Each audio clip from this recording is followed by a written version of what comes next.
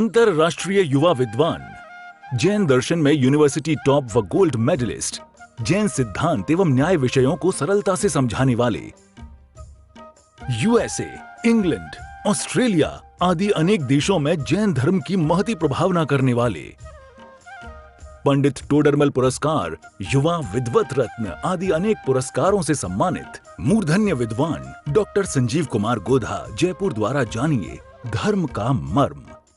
इस कार्यक्रम के पुण्यार्जक हैं श्रीमती मैना देवी सेठी, धर्म पत्नी स्वर्गीय श्री पूनम चंद जी सेठी, श्री अनिल जी प्रीति, श्री सुभाष जी सुमन, श्री सुशील जी संध्या रानी, श्रीमती राजू, श्री विनोद जी बज, दीपक जी विनीता, ऋषभ जी आंचल, हर्षवर्धन शिल्पा, अभिनंदन जी प्रियांशी, अनंत जी खुशबू, चहल, देव, अनिका, अरिहंत, शौर्य, युवान, सनाया, रियान एवं समस्त सेठी परिवार दिल्ली, बेंगलोर, कोलकाता। जयति परम ज्योति समम समस्तैरनंत पर्यायै दर्पण तलैव सकलः प्रतिफलति पदार्थ मालिका यत्र परमागमस्य बीजं निषिद्ध जात्यन्ध सिन्दुर्विधानं सकल नय विलसितानां विरोध मथनं नमाम्यनेकान्तं विरोध मथनं नमाम्यनेकान्तं।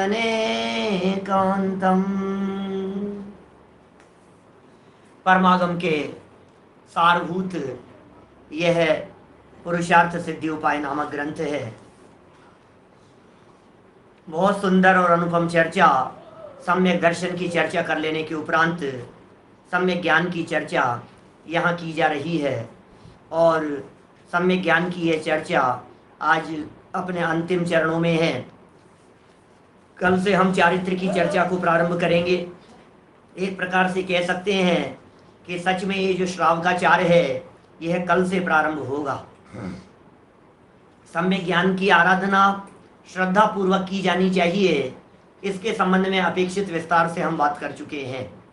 सम्यक ज्ञान क्या है और सम्यक ज्ञान का लक्षण क्या है, यह चर्चा भी बहुत हो चुकी है हमारी। अब ज्ञान की आराधना कैसे की जाए, सम्यक ज्ञान की आराधना कैसे करें, सम्यक ज्ञान की आराधना करने की विधि क्या है कोई प्रक्रिया जिस प्रक्रिया से सम्यक ज्ञान की आराधना की जाए? तो आचार्य देव कहते हैं आराधना का पहला बिंदु है सबसे पहले पढ़ो, पढ़ना सीखो। अनपढ़ व्यक्ति ज्ञान की आराधना नहीं कर पाएगा। देखिए, जिस व्यक्ति में ज्ञान नहीं है, जिस व्यक्ति में समझ नहीं है, जिस व्यक्ति में विवेक नहीं है, वो व्यक्ति कैसे ज्ञान की आराधना कर पाएगा? इसका मतलब ज्ञान की आराधना करने के लिए पहले आपको पढ़ना लिखना आना चाहिए और शुद्ध पढ़ना आना चाहिए। ये सब चर्चाएं व्यवस्थित क्रम से एक के बाद एक आगे बढ़ती है। पेज नंबर 74 पर 36 नंबर का ये जो श्लोक था जिसमें सम्यक ज्ञान के 8 अंग बतलाए गए थे, उसी से चर्चा को हम आगे बढ़ाएंगे। मूल श्लोक पढ़ते हैं पहले। क्या है? ग्रंथार्थो भय पूर्णम काले विनयेन सोपधानम च बहुमानेन समन्वित मनिन्नवम ज्ञानवाराध्यम।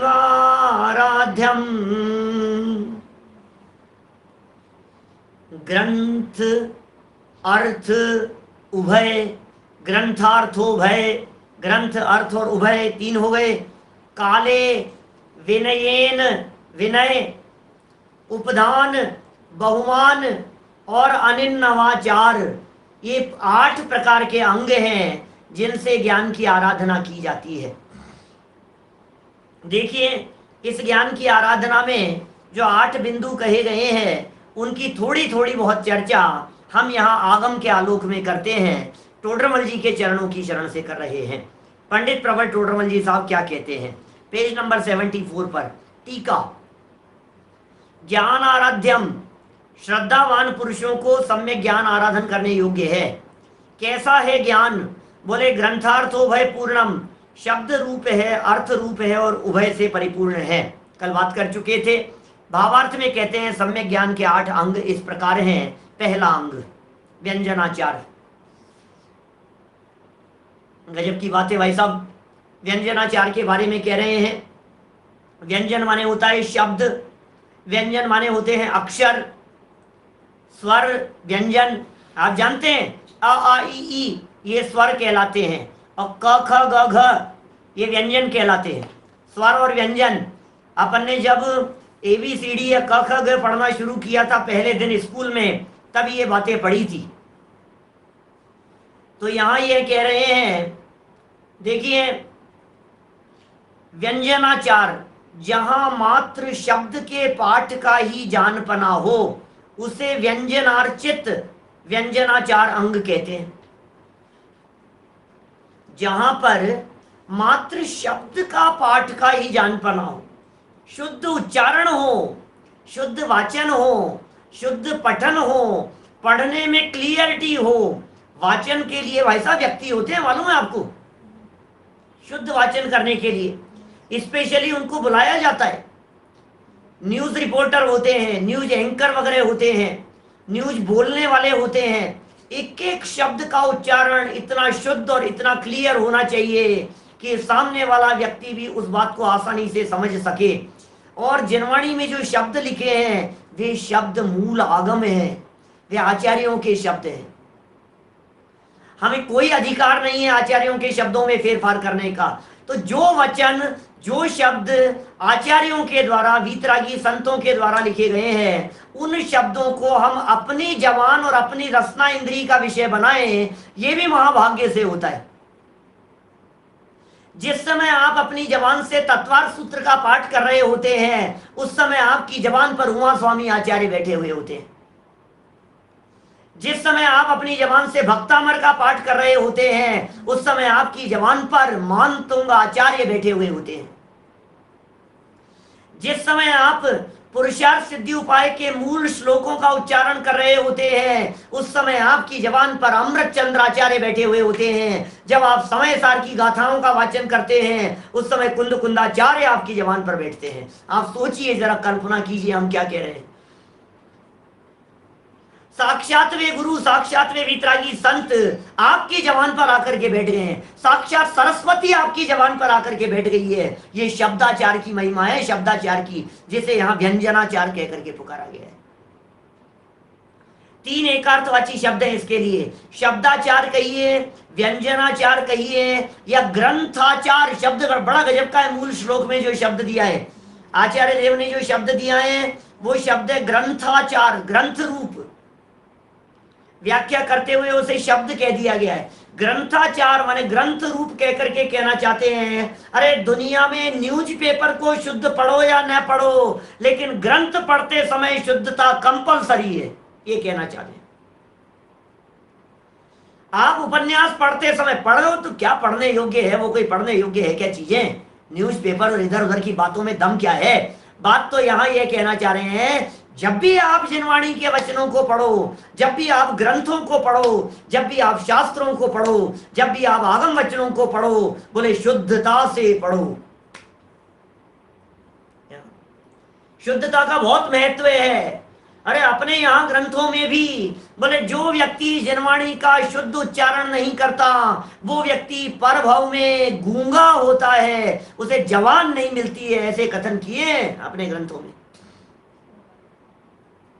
चरक संहिता एक ग्रंथ है अन्य मतियों का, उसमें तो यहां तक लिखा है, ऐसी चर्चा की है, शुद्ध उच्चारण नहीं करने वाले व्यक्ति ने चूंकि जबान का दुरुपयोग किया, इसलिए उसके शरीर में नाना प्रकार के रोग भर जाते हैं। अरे अन्य मतियों का ग्रंथ क्या?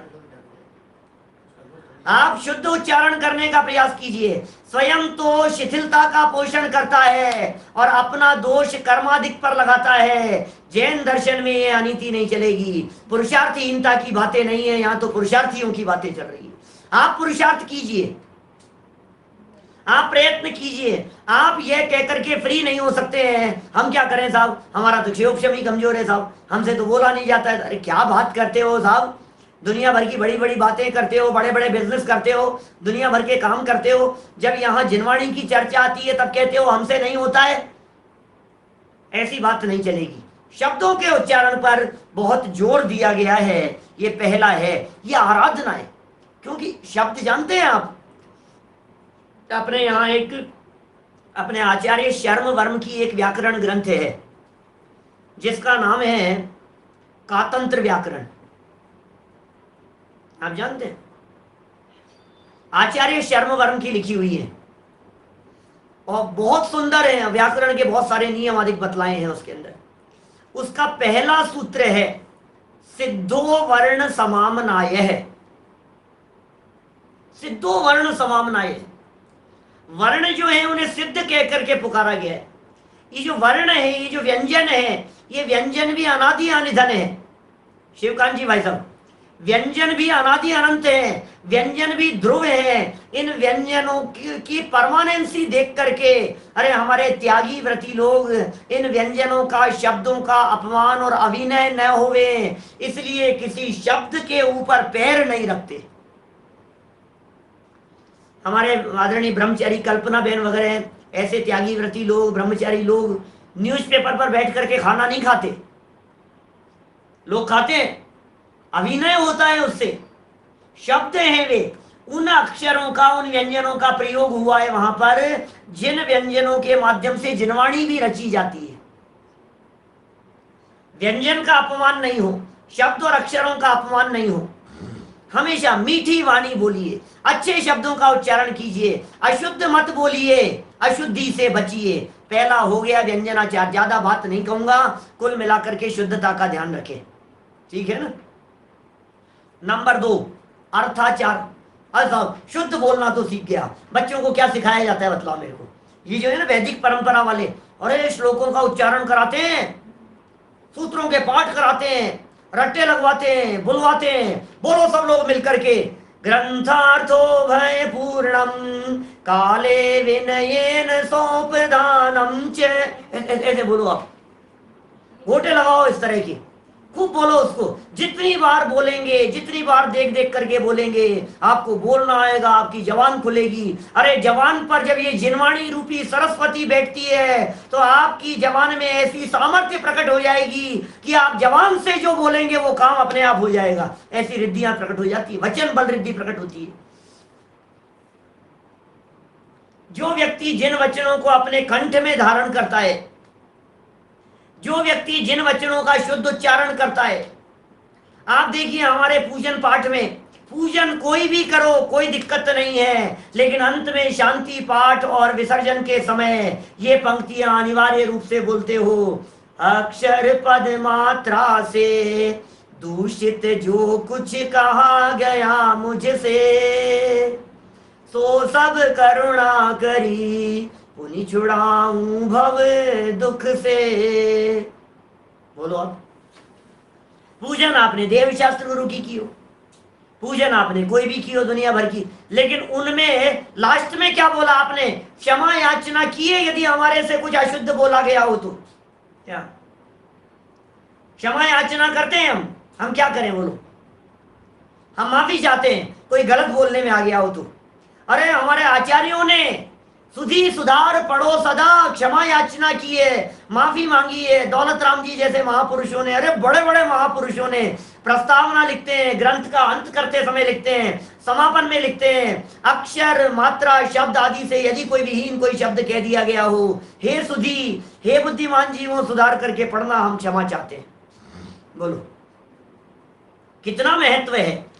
सीखो, सिखाओ, बोलना सिखाओ। 2-2 साल के बच्चे को शुद्ध बोलना सिखाओ। अरे अभी तो चलता है, अब ये इतना सा है, अब इतनी तो गलती नहीं, गलती नहीं चलने की भाई साहब, ध्यान रखना। एक बार यदि आपने गलती को चलने दिया तो फिर वो जीवन भर वो गलती सुधर नहीं पाएगी। क्या भैया जी, समझ में आ रही है बात? फिर आप कितना भी कोशिश करो, अब आपकी जबान पर जो अशुद्ध चढ़ गया है ना, अब वो शुद्ध नहीं होगा। फर्स्ट टाइम अशुद्ध बोलते ही उसे शुद्ध कर लो। हो गया साहब, शुद्ध हो गया साहब, अब क्या बात कर रहे हो? बोले बोलने मात्र से काम नहीं चलेगा, पहले बोलना सीखो, फिर उसके बाद में अर्थ सीखो। पढ़े, दूसरा क्या है? अर्थाचार। जहां केवल अर्थ मात्र के प्रयोजन सहित जानपना हो उसे अर्थ समग्र माने अर्थाचार कहते हैं। क्या पहले नंबर पर था व्यंजनाचार, दूसरे नंबर पर है अर्थाचार। कोई व्यक्ति व्यंजनाचार का पालन करता है, कोई महापुरुष ऐसे महापुरुष माने ऐसे सज्जन मिलते हैं जो अरे भाई साहब बोले कुछ भी, हम तो भाव समझो, आप तो हमारा भाव समझो, बोलेंगे उठ पटांग, आप तो भाव समझो, इस बात का अभिप्राय समझो। तो वो अर्थाचार का तो पालन करने के लिए कह रहे हैं, लेकिन शब्दाचार का पालन नहीं किया है। अर्थ भी तो पता होना चाहिए। मेरी भावना रोज बोलते हो, और मैं हजारों लोग समाज में मैंने प्रैक्टिकल किया है इस तरह का। जब मैं मुमुक्षु समाज के अलावा दूसरे समाज के बीच में कभी जाकर, जैन समाज के बीच में, दिगंबर जैन समाज के बीच में, दूसरे सब लोगों के बीच में बड़ी बड़ी सभाओं में आप बोलता हूं, बोलो वस्तु स्वरूप विचार खुशी से सब दुख संकट सहा करे। बताओ वस्तु स्वरूप क्या है, हाथ खड़े करो। क्या होता है पता नहीं, हमें नहीं मालूम। बोलो, अर्थ समझना पड़ेगा आपको। बोलो, लोग ऐसा ऐसा अर्थ लगाते हैं। बोलो साहब, नमो लोए सव्य साहुणम, दुनिया के सब लोग के साधुओं को मेरा वंदन हो, ऐसा ही अर्थ है क्या इसका? नमो लोए सव्य साहुणम का बोलो। बुद्ध वीर जिन हरिहर ब्रह्मा या उनको स्वाधीन कहो, यही अर्थ है ना। बुद्धो वीरो हरिओ हरो ब्रह्माओ, सबको भैया अर्थ 5 प्रकार से लगाए जाते हैं। हमने एक दिन पढ़ाया था, आपको दोबारा नहीं पढ़ाऊंगा, पिछले प्रवचनों में है कहीं, अभी 20-25 दिन महीने भर पहले किया होगा कभी। 5 प्रकार से अर्थ लगाए जाते हैं। भावार्थ अलग होता है, शब्दार्थ अलग होता है, आगमार्थ अलग होता है, नयार्थ अलग होता है, मतार्थ अलग होता है। क्या मत से अर्थ किए जाते हैं। जिस शब्द का प्रयोग आपके मत में, आपके संप्रदाय में अलग अर्थ में किया जाता है, उसी शब्द का प्रयोग बौद्ध संप्रदाय में अलग अर्थ में किया जाता है, मतार्थ होता है। कुछ शब्दों के अर्थ होते हैं, कुछ भाव निकाला जाता है, वो भावार्थ होते हैं। आगम के आधार पर अर्थ निकाला जाता है, आगम अर्थ होते हैं। कुछ नयों की दृष्टि से अर्थ निकाला जाता है, वो नयार्थ होते हैं। तो आपको अर्थ निकालना आना चाहिए, ये अर्थाचार कह रहे हैं। अर्थ मात्र से प्रयोजन, केवल अर्थ मात्र से प्रयोजन, ये अर्थाचार है, बहुत महत्वपूर्ण है। अर्थ नहीं जानो तो क्या होगा भाई साहब? अर्थ नहीं जानने का तो अनर्थ करेगा। 2 अंग हो गए। पहले अंग में पढ़ना सिखाया, क्या पहले अंग में पढ़ना सिखाया, और दूसरे अंग में कहा कि समझ कर पढ़ो। जिंदगी हो गई भक्तामर पढ़ते पढ़ते, थोड़ा अर्थ समझ करके भी पढ़ो। जिंदगी हो गई मेरी भावना बोलते बोलते, कभी तो अर्थ जानो। 12 भावना का पाठ बचपन से कर रहे हो, अर्थ क्या है बताओ। प्रभु पतित पावन, तुमसे लागी लगन, ले लो अपनी शरण पारस प्यारा, मेटो मेटो जी संकट। अरे अर्थ तो समझो क्या कहना चाहते हैं। तत्वार सूत्र का पाठ किए जाते हैं। सच्ची घटना बतला रहा हूं बचपन की, मेरे तत्वार सूत्र के व्याख्यानों में भी बोला है मैंने। हमारे बूढ़े बूढ़े अम्मा जी मंदिर में बैठ करके सूत्र जी का पाठ सुना करते थे। आने जाने वाले लड़कों को बिठा लेते थे, सूत्र जी सुना करके जा। पढ़ना खुद को आता नहीं था, और सूत्र जी सुना करके जा। सूत्र जी सुने बिना मंदिर से नहीं निकलते थे। अर्थ जानते नहीं है, भाव जानते नहीं है, और सुनना है बस। हमें पाठ करा।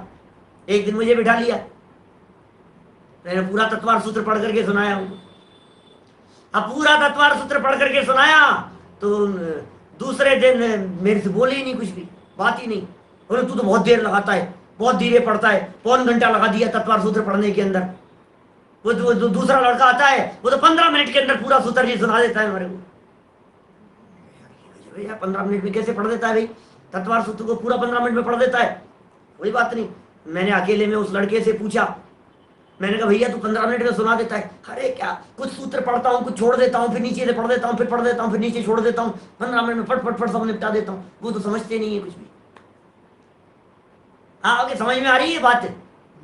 आपको शुद्ध पढ़ना आना चाहिए, आपके अर्थ समझ में आना चाहिए। अभी अर्थ में बहुत चक्कर है। कि अर्थ तो समझ लिया साहब हमने, आपने क्या कहा हमने अर्थ समझ लिया। अरे तेरी बुद्धि से अर्थ थोड़ी ना चलेगा। तीसरा वाक्य पढ़ जिसे कह रहे हैं उभयाचार, सम्यक ज्ञान की आराधना के संदर्भ में कह रहे हैं उभयाचार। क्या कह रहे हैं? जहां शब्द और अर्थ दोनों में संपूर्ण जानपना हो उसे शब्दार्थ उभय पूर्ण अंग कहते हैं। शब्द अर्थ उभय पूर्ण, शब्द अर्थ उभय पूर्ण, शब्द भी और अर्थ भी और दोनों को उभय। इस शब्द का इस जगह पर क्या अर्थ है? क्या अर्थ के अनेक अर्थ होते हैं, सब जानते हैं। हमें पहले किए चर्चा। अर्थ माने धन भी होता है, अर्थ माने प्रयोजन भी होता है, अर्थ माने पैसा भी होता है। क्या कितनी जगह पर अर्थ माने द्रव्य के अर्थ, द्रव्य को भी अर्थ कहते हैं। तो बहुत जगह पर बहुत शब्दों के अर्थ, जैसे समझिए आप, मैं आपको बतलाऊं, गो शब्द के 11 अर्थ किए गए। गो शब्द के अब कौन सी जगह पर कौन सा लगाना बतलाओ। समविरूढ़ नाम का नय है, वो समविरूढ़ नय कह रहे हैं कि इस जगह पर इसी शब्द का प्रयोग करना, दूसरे शब्द का प्रयोग मत करना। ये समविरूढ़ नाम का नय है, पढ़ा है पीछे आपको। माने कितनी बातों का कॉम्बिनेशन चाहिए, कितनी चीजों, विचार विवेक पूर्वक पढ़ो, तुम्हारे जानने से काम नहीं चलेगा। समय सार शब्द के कितने अर्थ लिखे अमृत चंद्र स्वामी ने समय सार के प्रारंभ में, बोलो। समय माने टाइम भी होता है, समय माने पदार्थ भी होता है, समय माने आत्मा भी होता है। कितने तरह के अर्थ खोले हैं। समय, समय माने क्या है? टोडरमल जी जिनकी ये टीका पढ़ रहे हैं अपन, इन टोडरमल जी साहब ने अपने जो गुरु वहां पढ़ाते थे बंशीधर जी, उन बंशीधर शब्द के 17 प्रकार से अर्थ करके बतलाए। 17 प्रकार से घटना आप लोगों को पता होगी। टोडरमल जी की महिमा के ऊपर बहुत व्याख्यान है हमारे। टोडरमल जी के मंदिर में बराबर सुनते रहे हैं हम सब घटनाओं को, कई बार कहा है हमने। अभी हम नागपुर में थे सतपथ के कार्यक्रम में फरवरी में, तो हमने 17 प्रकार के अर्थ टोडरमल जी ने कैसे लगाए होंगे, हमने कुछ सैंपल बतलाए। ऐसा ऐसा होगा शायद। घटना आपको पता है या नहीं है? कैसी घटनाएं? घटना इस प्रकार की है, हमारा मंदिर यहाँ टोडरमल जी का जो मंदिर है दिगंबर जैन तेरापंथी बड़ा मंदिर जौहरी बाजार में, जहाँ टोडरमल जी बैठ करके प्रवचन किया करते थे। टोडरमल जी के पहले यहाँ बंशीधर जी व्याख्यान करते थे। बंशीधर जी एक बड़े विद्वान हुआ करते थे, पुराने विद्वान थे, बुजुर्ग विद्वान थे, व्याख्यान करते थे। टोडरमल जी उनकी सभा में बचपन में, मैं समझता हूँ 5 साल 8 10 साल 10 साल की उम्र के होंगे, प्रवचन सुनते थे। 10-11 साल की उम्र में एक दिन कोई विदेशी विद्वान, परदेसी विद्वान, बनारसी विद्वान, कोई हिंदू धर्म संप्रदाय वाला थे, क्योंकि परदेश उस समय तो यही परदेश था क्या, तो वो मंदिर के बाहर से निकला। नीचे बहुत सारे चप्पल जूते खुले हुए थे, तो वो चप्पल जूते खुले हुए देख करके उस व्यक्ति को लगा कि अंदर क्या हो रहा है, कोई और मंदिर जैसा दिख रहा है। वो बाहर अंदर आ गया। अंदर आ गया तो ऊपर चढ़ गया। सभा लगी हुई थी बंशीधर जी की, सभा चल रही थी, व्याख्यान चल रहा था। बगल वाले व्यक्ति से, उसके साथ में भी 2-4 लोग थे, बैठ गए। अपने आप को बड़ा विद्वान समझता था। बगल वाले व्यक्ति से पूछा, ये क्या नाम है इनका, जो बोल रहे हैं ये कौन है? ये बोले बंशीधर है इनका नाम, चेतन भाई बंशीधर नाम है इनका। बगल वाले सज्जन ने कहा पंडित जी हैं, बंशीधर जी हैं बोल रहे हैं। अरे भाई साहब, वो तो हंगामा मचाने के लिए आया था। जैन मंदिर था और जैन नहीं था वो व्यक्ति। और पता है वो व्यक्ति क्या बोला? भरी सभा में हाथ ऊपर करके बीच में बोल लिया वो कि अरे आप कहते हो आप बंशीधर जी हो, बंशीधर जी तो हमारे भगवान प्रभु श्री कृष्ण का नाम है। बंशी को धरे उसका नाम बंशीधर होता है, तुम्हारे पास बंशी तो है नहीं। बंशी माने समझिए ना आप, बजाने वाली बांसुरी, तो बांसुरी तो है नहीं तुम्हारे पास में, तुम कैसे बंशीधर हो गए? सारी सभा में एकदम सन्नाटा छा गया। अरे टोडरमल जी सभा में बैठे थे, बच्चे थे, और टोडरमल जी ने हाथ खड़े करके कहा पंडित जी से, पंडित जी आपका निवेदन हो तो मैं कुछ अर्थ करूं। टोडरमल जी ने 17 प्रकार से अर्थ करके बतलाए। ये बंशीधर है, इसलिए बंशीधर है, इसलिए बंशीधर है। बंशीधर शब्द का ये अर्थ होता है, इसलिए ये बंशीधर है। गजब हो गया। कैसे अर्थ लगाए होंगे उन्होंने। ये वाकया हमने सुना है, हमारे पूर्व परंपरा के विद्वानों से सुना है, लिखा हुआ पढ़ा हुआ सुना है हमने। पढ़ा भी है और सुना भी है परंपरा से। कितना पुराना, मुश्किल से 5 7 8 पीढ़ियों पुरानी तो बात है, और क्या है, 7 पीढ़ियों पुरानी बात है, 8 पीढ़ियों, टोडरमल जी की बात है। हम सोचा यार कैसे होता होगा अर्थ, तो मैंने भी नागपुर के अंदर प्रयोग किए उसके कुछ, मैंने कहा कैसे अर्थ लगाए होंगे। बोले वंशी का अर्थ वंश करो, बोले तीर्थंकरों के वंश को धारण करने वाले होने से ये वंशीधर हैं।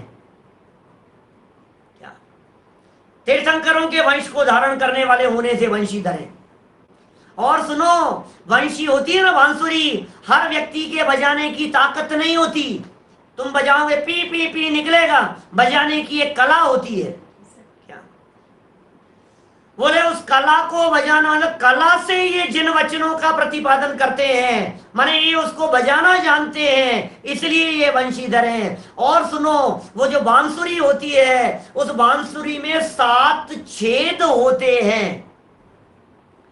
कभी किसी छेद को दबाया जाता है, कभी किसी को खोला जाता है, उसको ऐसे रखते हैं और छेदों को उसको, तब जाकर के वो सुर निकलते हैं। इसी तरह से हमारे जिन परंपरा में, जिनामनाय में 7 भंग हैं, 7 नय हैं, 7 नय और सप्त भंगों का प्रयोग करते हुए ये बहुत सुंदर ढंग से उसे बजाते हैं, इसलिए ये वंशीधर हैं।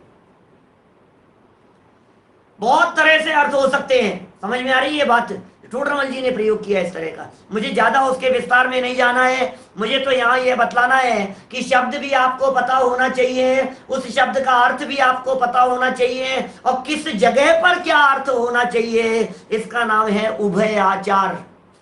आराधना करो भाई साहब, आराधना करो, जीवन लगाओ, जीवन लगाने के काम है ये, साधारण बातें नहीं है।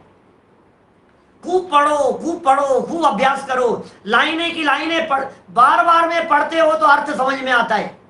ज्ञान ज्ञान का समाधान कारक होता है। दुनिया में कोई समझाने वाला नहीं, अपने ही ज्ञान से अपने को समझ में आता है। क्या,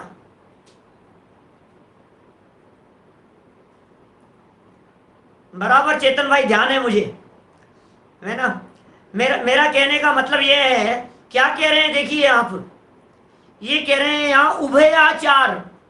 क्या, उभयाचार में क्या कह दिया, शब्द अर्थ दोनों का परिपूर्ण जान पना हो, इसका नाम उभयाचार है। बराबर, इस प्रकार ये तीनों 3 अंगों का वर्णन किया।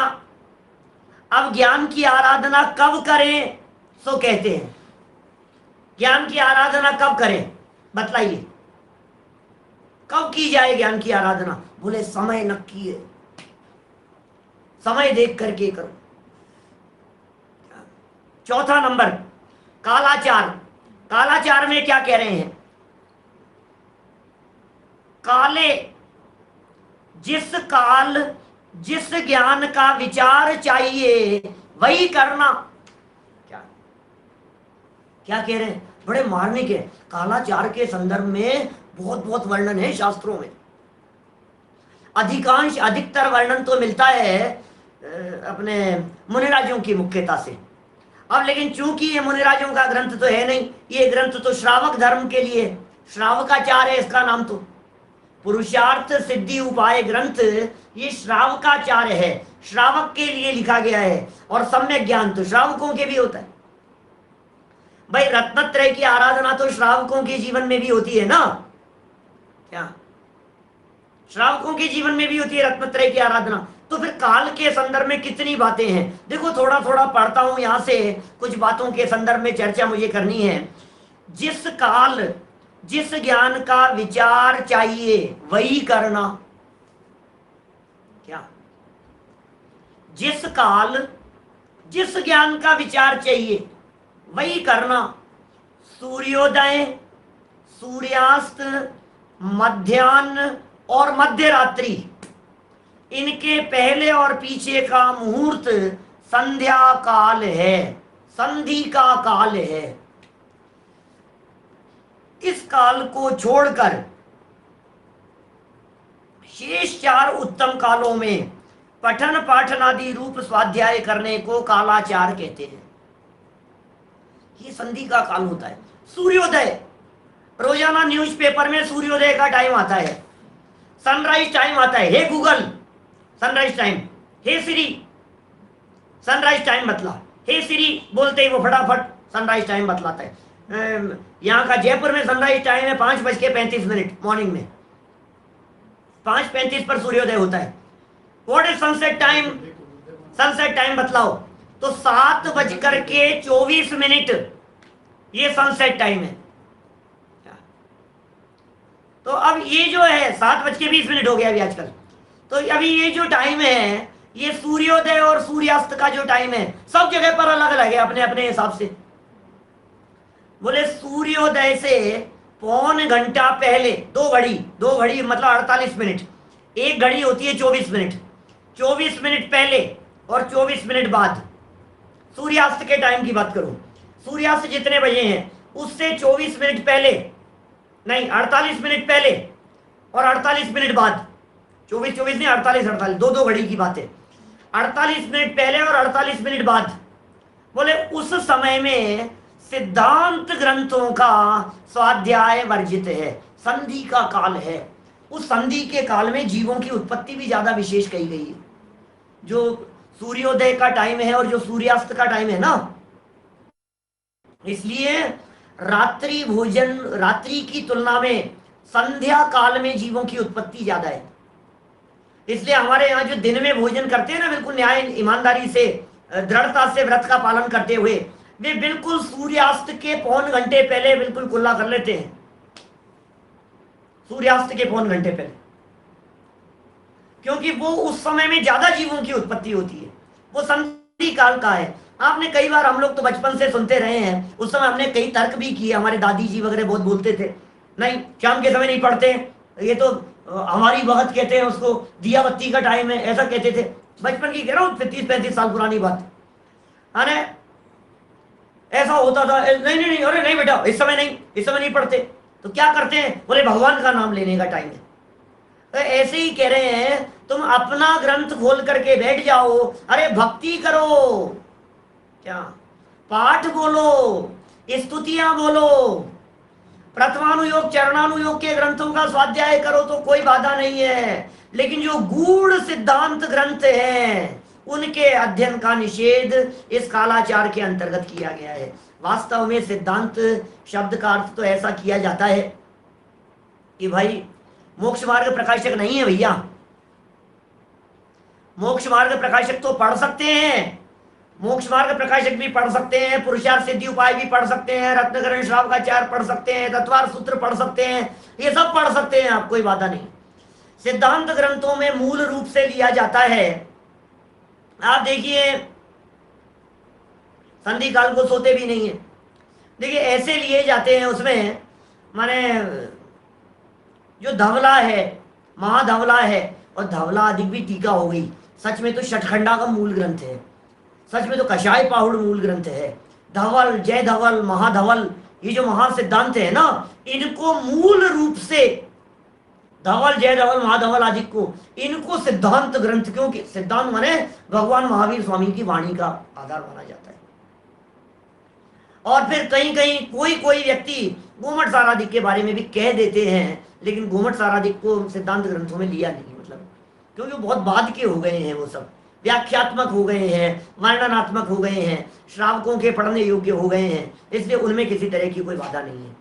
तो 4 समय हो गए, एक सूर्योदय का समय, एक सूर्यास्त का समय। अब मध्याह्न काल क्या लगाना? मध्याह्न काल का अर्थ वैसे तो मोटा मोटा यही लगाया जाता है कि 12 बजे का समय, दिन में 12 बजे का समय। अब प्रश्न है इस तरह का, भाई क्यों नहीं पढ़ना चाहिए? बहुत सुंदर प्रश्न है आपका, क्यों नहीं पढ़ना चाहिए? क्योंकि ये जो संधि काल कहा है, इस संधि काल को विशेष रूप से सामायिक का काल कहा है। क्या ये सामायिक का काल है, और सामायिक बड़ा काम है। जैसे समझिए, मैं आपसे कह रहा हूं कि स्वाध्याय के काल में पूजन कर सकते हैं कि नहीं, प्रवचन चल रहा है उस समय में पूजन कर सकते हैं कि नहीं, वो भी दोष है, वो कालाचार के अंतर्गत आएगी ऐसी बातें। आप इन बातों को समझना गहराई से। भक्तामर स्तोत्र को शाम को पढ़ सकते हैं कि नहीं? ये पढ़ सकते हैं, कोई बाधा नहीं है।